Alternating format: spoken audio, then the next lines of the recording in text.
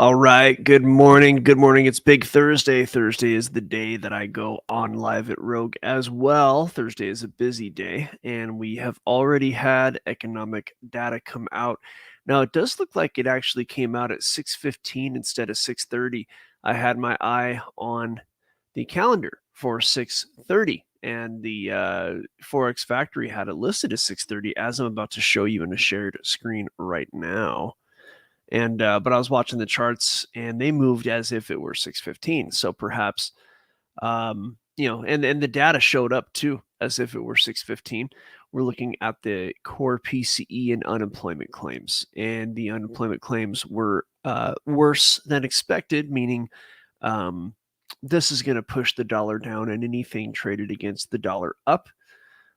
So although it does appear that the opposite happened, not sure what's going on here. Um, so when you in the current environment, usually what means, and there's no way to really trade this if you ask me. I mean, if you really are very nimble, and I mean, you can trade this, but I have worked on some of the lower tech ideas for trading news, and yeah, it's a break even for me at best. You have people with some more high tech methodology; they can make some good money, of course, but we're not talking about people, like our the people who watch this show don't have the $25,000 a month Bloomberg terminal. It's not, or the kind of programs that can trade extremely quickly over 10 accounts with push one button. There's not we don't have that watching, so I'm not going to try to talk about how to do that or what that is. But I will say that usually when unemployment claims are bad, the indication is that, okay, perhaps hiking the rates worked, so no more hikes and possible cuts coming, which should be pushing the dollar down. But in reality, what seems to have happened is that, and let me expand this screen a bit so we're not looking at some crazy stuff here. Um, in this case, it just looks as if the opposite of expected happened. So I'm just guessing that money was on the sidelines and got pushed into the market. That's all. Um, the looks like the dollar went up and the euro went down, and it's just there was this consolidation overnight. And I was trading this yesterday, just kind of scalping these movements right here. And before this move down that you see, that I'm going to draw a box around, that the data came out right as this longer candle, like the data came out 15 minutes after this long candle. So it seems as if, honestly, I don't know. Sometimes the market moves unexplainably. These things do happen. It really could be that we're looking at something that happened outside of the economic data. Some other kind of news happened you know, to override it. But again, the tricky thing is that even here on Forex Factory, the data populated right here 15 minutes before it said 6:30, and you can see that the Forex Factory goes in increments of 15 minutes, so it should have said 6:15, but that's fine. It's not like I trade that kind of stuff anyway. So let's look at tomorrow before we get too far into the charts, and I'm going to go ahead and manipulate the screen here to give a better view. Let's see here. Okay, so no big news. Well, no, there is. Friday at 8 a.m., right at the end of our show, there will be manufacturing PMI. So I think the rest of today, just kind of watching for some moves, will be good enough for the moment. Just to take a quick look at the euro, and then we're going to move over to Bitcoin. I just want to see if there's any opportunities coming. Yeah, it's from what I've seen in the higher time frames, the kind of trade I'm looking for right now probably is going to be something like, let the current move, finish. It'll probably pull back up and grab liquidity from this consolidation and head back down. There's a decent probability that's going to happen. And again, it might come up not quite as high. It might only come up to here. But I'm going to look for a short in that regard today. So, because right now the shorts are in at least for several hours. Let's look at Bitcoin.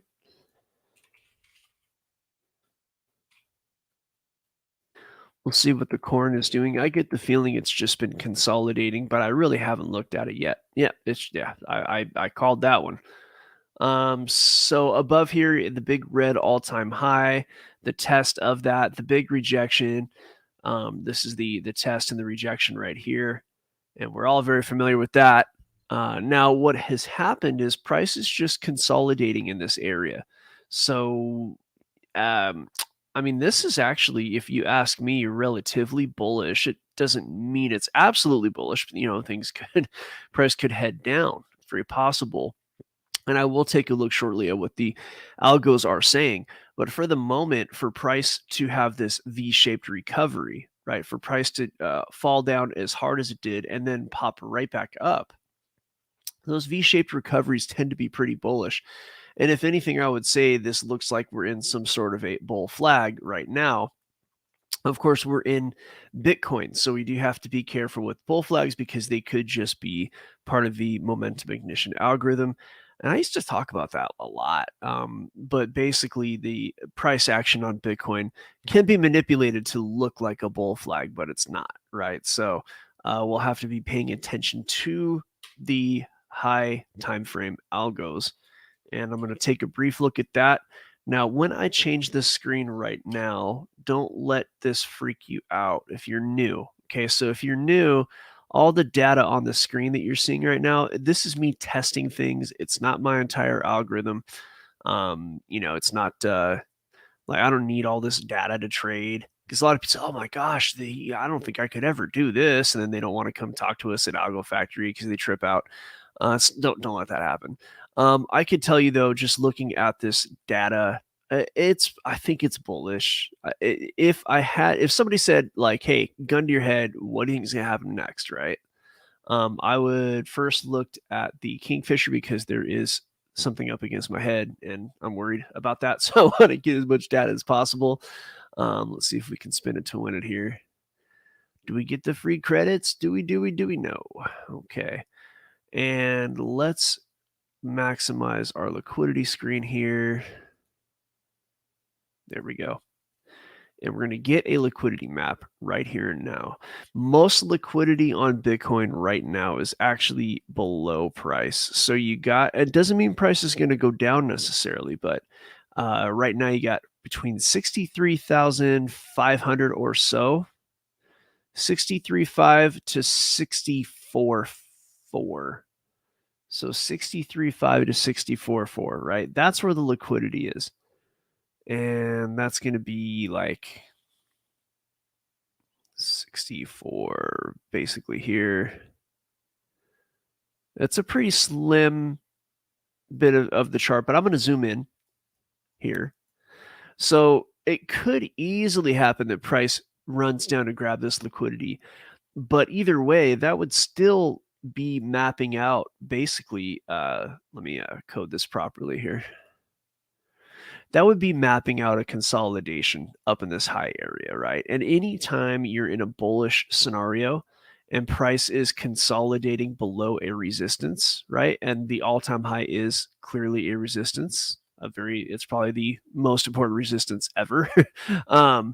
If price continues to consolidate below this and the high time frame remains bullish, as I'm sure it will, then there's a very high probability that at some point, sooner or later, and I would guess sooner, the price will break above that all-time high.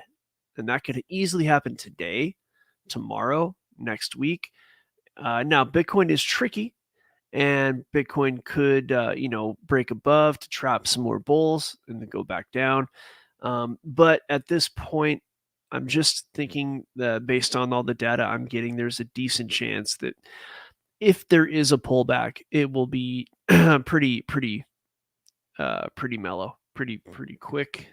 And a good pullback for the short term would be down to this 63, 64 range, right? That same liquidity that we saw in Kingfisher. So I would be for longs on this. I would only be for longs. I would wait for, say like if price broke all time high, I might catch a long and trade up to say, 72.20, something like that. That's a Fibonacci extension that we talked about yesterday. That this is a 618 extension from this move right here. So we did an impulse I'll just remap this. And if you want to know how to do these extensions and impulses, go to algofactory.tech. And if you're watching this obviously on YouTube or wherever else, please give us a like, subscribe, hit the notification bell. That will help us out big time, help us bring more people in. The more people, the better. The more people in, the more eyes on the market. And you'll see the 618 is right where I put this line, and that is a Fibonacci extension. And whenever price goes above an all-time high, price is in what is called price discovery. There is no historical price that we can look back to and say, oh, well, when price was here before, it acted like this. We don't have that data. So all we really have are Fibonacci levels, and about 72,300 is that next level. So if price were to break above the all-time high, I might take a long between 69,000 and 72,000. That might be what I do. So for now, though, not a whole lot going on. And in fact, the current price action right now at Bitcoin is extremely quiet. Let me code this properly really quick. And then we'll jump down to the lower time frame just so you can see what I'm talking about. And when price action dies off, when volatility dies off, usually that means that a move is coming. And on a low time frame here, on this low, like, what is this, a 30-minute, you can see, like, for example, the last time the price action died out was right before this. It was right here that I'm about to draw this box. And you can see price jumped out, right? Well, that's just how markets work. They consolidate for a while and then they move. Well, there's a consolidation happening right this very moment, and price will move out of this consolidation in a given direction. And to be completely sure which direction that is, you gotta wait for the pop out. So that's the trick. Let's take just a quick look here. Based on the algos, if I had to guess which way, I would say up. If I had to guess, but these guessing before the breakout is relatively low probability. I am working on some algos for that specifically. I'm looking for a way to predict that. And I think I've got it, but we're still testing. In this case, though, if I had to guess which way that's going to go, I would say up, just the way the indicators are pointing. So, like I say, we could see all-time high very quickly. All right, good. Well, we got a few people watching. If you have a chart that you want to see, please request it. We can chart anything you want. We can chart Bitcoin, Ethereum. We can chart whatever, you name it, stocks, indexes. I could chart the moon. I'm just kidding. Well, I mean, if Bitcoin moons, technically I am charting a moon.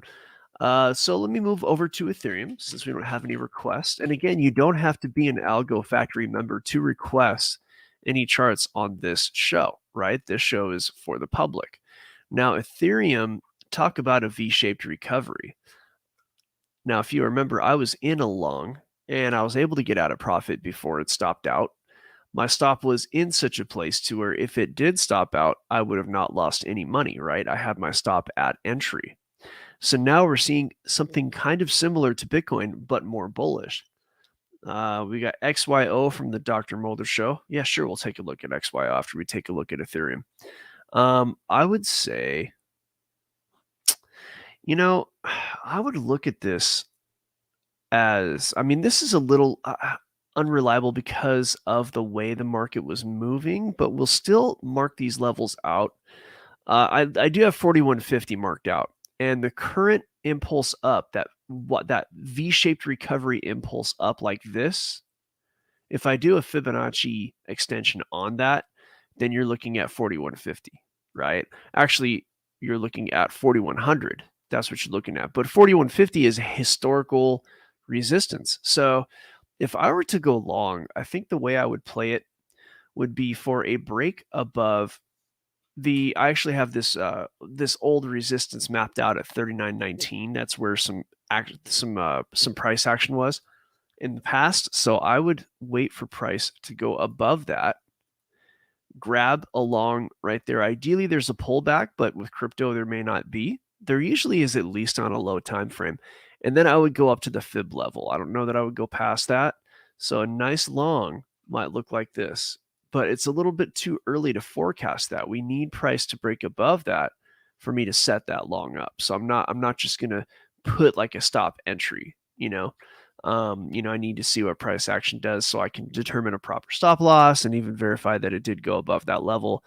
But I'd say a trade that looks kind of like this is it's in the works. We'll see what happens. We'll see if Bitcoin breaks above. I'm sorry, Ethereum. We'll see if Ethereum breaks above, and then that's how that'll go. Could be a nice 2 to 1. Let's be legit.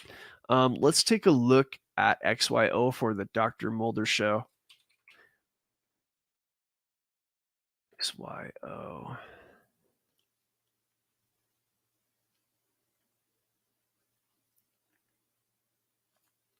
Okay. XYO is just FOMO. Yeah, there's nothing really to say about FOMO, right? I mean, FOMO is when a lot of market participants are panic buying. And so, you really can't do much about it. You can look at old resistances from the past, which is a very easy thing to do. So I go to the weekly chart here. Obviously, it price rejected at a current resistance. It does look like it's going to continue up just because, like every other crypto, it's getting very bullish. And we got Cool Cat asking for Solana. But as far as this is concerned, let me take a look at some of the older price action. There's a fair amount of older, like, resistance back in here. I'm just marking some lines out, but this right what I just drew, I would look for price to go up past 3 cents, between 3 and 4 cents.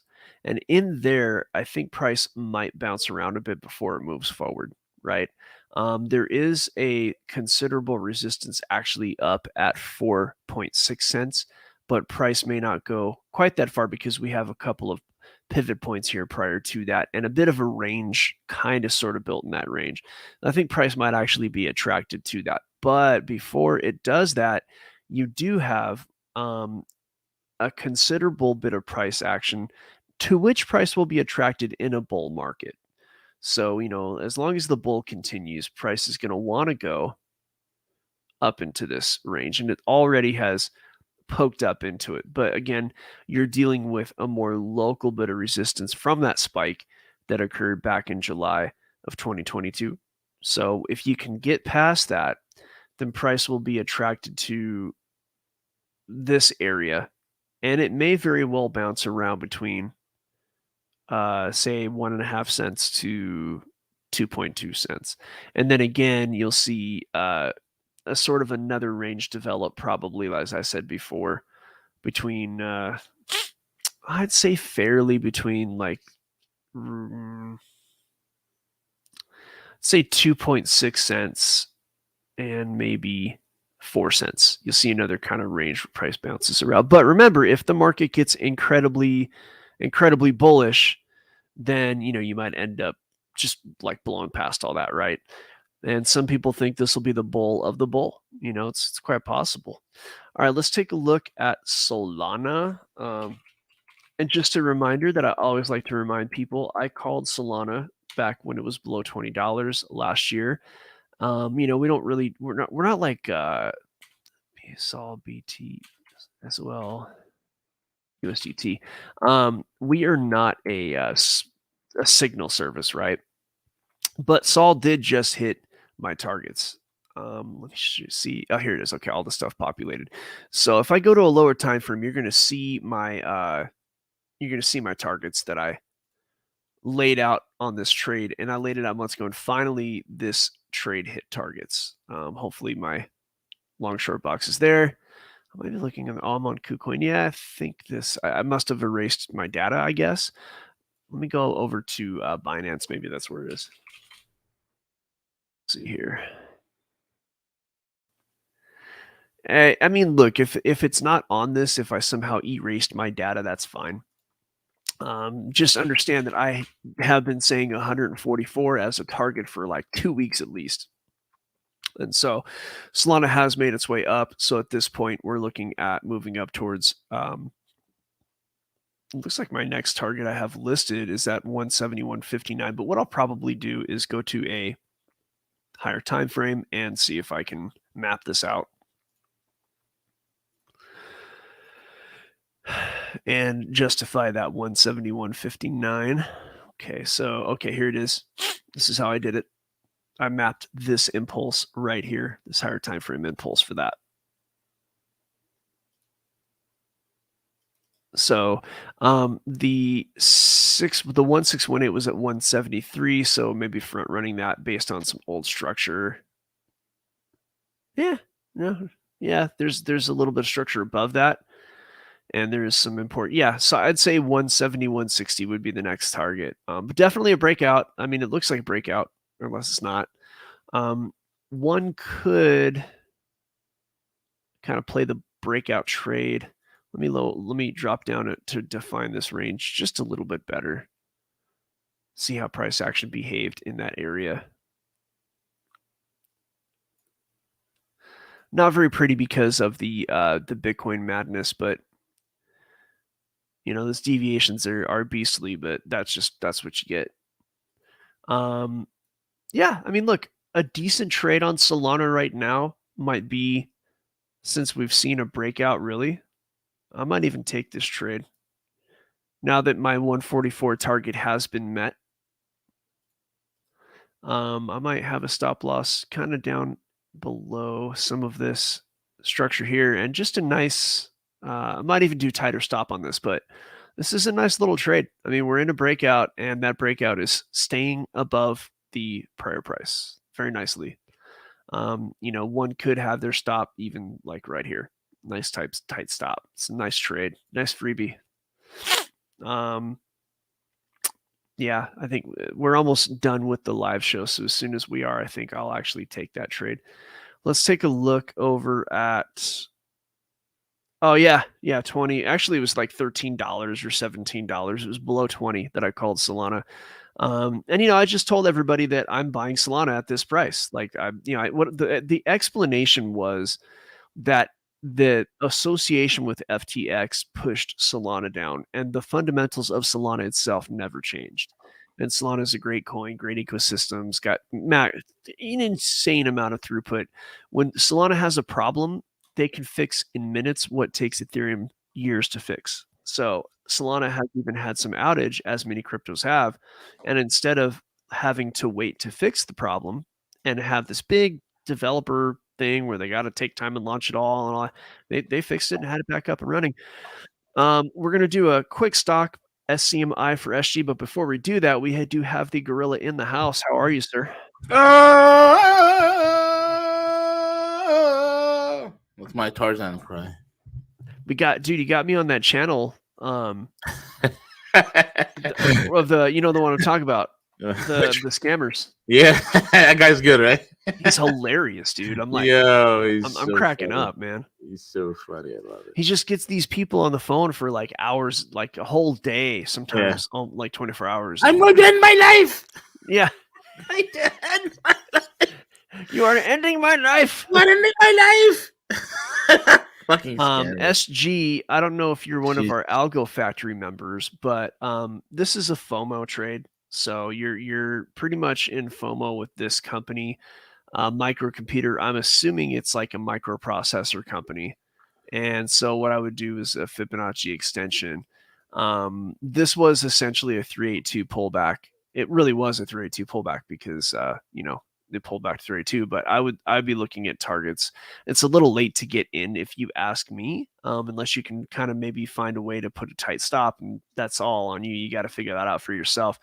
But if I was in a trade with this company, I would be looking at targets at 1280, maybe 1285, and say 1545. Those are the targets I'll look at for SCMI, because I don't think there's any this computer was would love to have gotten this stock, all the way back when it was let's undo that. Man, yeah, like $10, $14, and that was like 2020. This whoever got into this is doing really well. This is a killer stock. Even if you got in 2023 November, was at 270, so it's like a times 3. It's beautiful. SG, did you buy this like back in the day? SG, let me know. So yeah, we are at the end of the show. And remember, if you're watching this, first of all, like, subscribe, hit that notification bell. We have, I don't know how many people watching right now, like 35, 30. We got a pretty good amount of people watching this. On YouTube, at least 20 people on YouTube. And I don't think we're sitting at 20 likes. So hit that like button. And then follow us. Yeah, Hit it the helps us with the notification. algos, guys. It really, like and leave a comment. Hey, it's a great show, guys. Or something like that. Just a simple Or if you comment have questions, goes a like long way. if you have a question, I can answer your question. Like, Right. if you have questions, like, leave a comment, say, hey, what about this? And if it's something that's not investment advice, I'll answer, because we don't give investment advice. But V, in the meantime, please get us out of here. Yeah, absolutely. Guys, thank you so much for listening and talking to us. Listen, we're about to go into the live lab. We're going to get into a lot of the juicy details we do not discuss publicly over here. Join us. We're the only trading group on God's green earth that not only teaches you how to trade with the most extensive technical coursework known to mankind, but we make it easy for you. We hold your hand throughout the entire process, but we also teach you how to develop the algorithms and create it for yourself so it trades on your behalf 24 hours a day, 7 days a week. We are AlgoFactory.tech. Join us. It is well worth the intelligentsia that is being displayed here. The real information, the micro, the macro, the global outlook. You get it all here. AlgoFactory.tech. Join us. Join us or die. I love it.